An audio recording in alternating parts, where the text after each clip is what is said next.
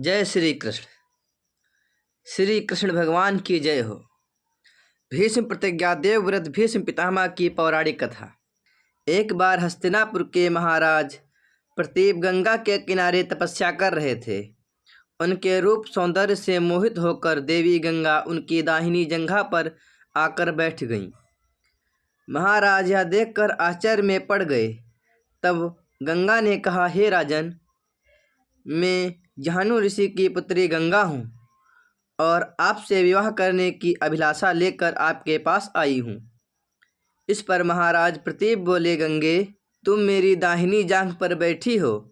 पत्नी को तो वामांगी होना चाहिए। दाहिनी जांघ तो पुत्र का प्रतीक है, अतः मैं तुम्हें अपने पुत्र वधू के रूप में स्वीकार करता हूँ। यह सुनकर गंगा वहाँ से चली गई।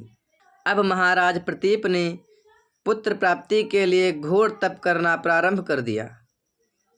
उनके तप के फलस्वरूप उन्हें पुत्र की प्राप्ति हुई, जिसका नाम उन्होंने शांतनु रखा।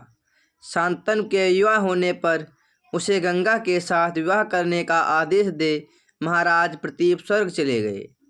पिता के आदेश का पालन करने के लिए शांतनु ने गंगा के पास जाकर उनसे विवाह करने के लिए निवेदन किया।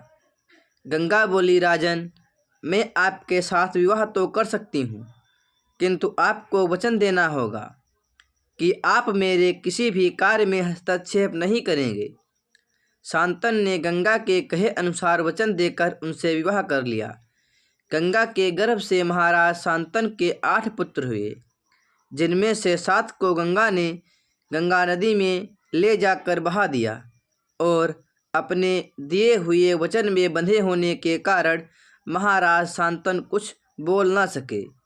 जब गंगा का 8वां पुत्र हुआ और वह उसे नदी में बहाने के लिए ले जाने लगी, तो राजा शांतनु से रहा न गया और वे बोले, गंगे, तुमने मेरे 7 पुत्रों को नदी में बहा दिया, किंतु अपनी प्रतिज्ञा के अनुसार मैंने कुछ न कहा।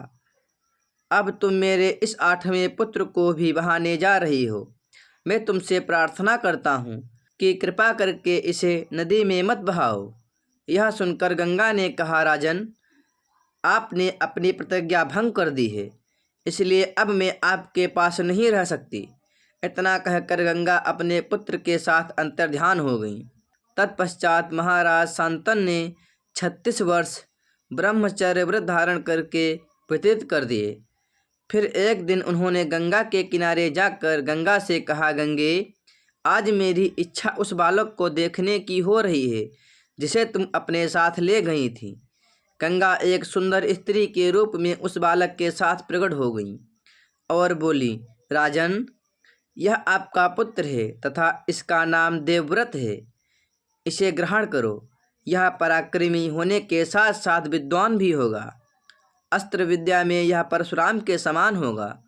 महाराज शांतनु अपने पुत्र देवव्रत को पाकर अत्यंत प्रसन्न हुए और उसे अपने साथ हस्तिनापुर लाकर युवराज घोषित कर दिया। एक दिन महाराज शांतनु यमुना के तट पर घूम रहे थे कि उन्हें नदी में नाव चलाते एक सुंदर कन्या दृष्टिगत हुई। उसके अंग अंग से सुगंध निकल रही थी। महाराज ने उस कन्या से पूछा, हे देवी, तुम कौन हो?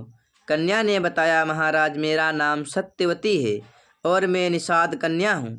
महाराज उसके रूप यौवन पर रीझ कर तत्काल उसके पिता के पास पहुँचे और सत्यवती के साथ अपने विवाह का प्रस्ताव किया। इस पर धीवर निषाद बोला, राजन, मुझे अपनी कन्या का आपके साथ विवाह करने में कोई आपत्ति नहीं है, परंतु आपको मेरी कन्या के गर्भ से उत्पन्न पुत्र को ही अपने राज्य का उत्तराधिकारी बनाना होगा। निषाद के इस वचन को सुनकर महाराज शांतनु चुपचाप हस्तिनापुर लौट आए। सत्यवती के वियोग में महाराज शांतनु व्याकुल रहने लगे। उनका शरीर दुर्बल होने लगा। महाराज की इस दशा को देखकर देवव्रत को बड़ी चिंता हुई। जब उन्हें मंत्रियों के द्वारा पिता की इस प्रकार की दशा होने का कारण ज्ञात हुआ, तो वे तत्काल समस्त मंत्रियों के साथ निषाद के घर जा पहुँचे और उन्होंने निषाद से कहा, हे निषाद, आप सहर्ष अपनी पुत्री सत्यवती का विवाह मेरे पिता शांतनु के साथ कर दें। मैं आपको वचन देता हूँ कि आपकी पुत्री के गर्भ से जो बालक जन्म लेगा वही राज्य का उत्तराधिकारी होगा। कालांतर में मेरी कोई संतान आपकी पुत्री के संतान का अधिकार छीन न पाए, इस कारण से मैं प्रतिज्ञा करता हूँ कि मैं अजन्मा अविवाहित रहूँगा।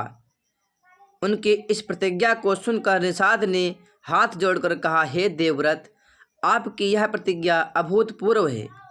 इतना कहकर निषाद ने तत्काल अपनी पुत्री सत्यवती को देवव्रत तथा उसके मंत्रियों के साथ हस्तिनापुर भेज दिया। देवव्रत ने अपनी माता सत्यवती को लाकर अपने पिता शांतनु को सौंप दिया। पिता ने प्रसन्न होकर पुत्र से कहा, वत्स, तूने पितृभक्ति के वशीभूत होकर ऐसी प्रतिज्ञा की है जैसे कि न आज तक किसी ने किया है और न भविष्य में करेगा। मैं तुझे वरदान देता हूँ कि तेरी मृत्यु तेरी इच्छा से ही होगी।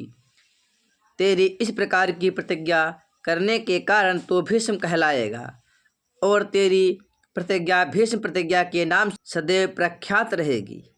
गंगा ने स्वयं का परिचय जहानु ऋषि की पुत्री के रूप में दिया, जबकि वे हिमालय पुत्री थी। मैं अच्छी प्रकार से जानता हूँ कि पाठक अवश्य यह समझते होंगे कि गंगा ने ऐसा क्यों कहा, किंतु यह भी हो सकता है कि कुछ पाठकों को ज्ञात न हो कि गंगा जहानु ऋषि की पुत्री कैसे हुई। अपनी इस जिज्ञासा को शांत करने के लिए अगली कथा सुन सकते हैं। प्रेम से बोलो गंगा मैया की जय हो। प्रेम से बोलो लक्ष्मी नारायण भगवान की जय हो। बांके बिहारी लाल की जय हो।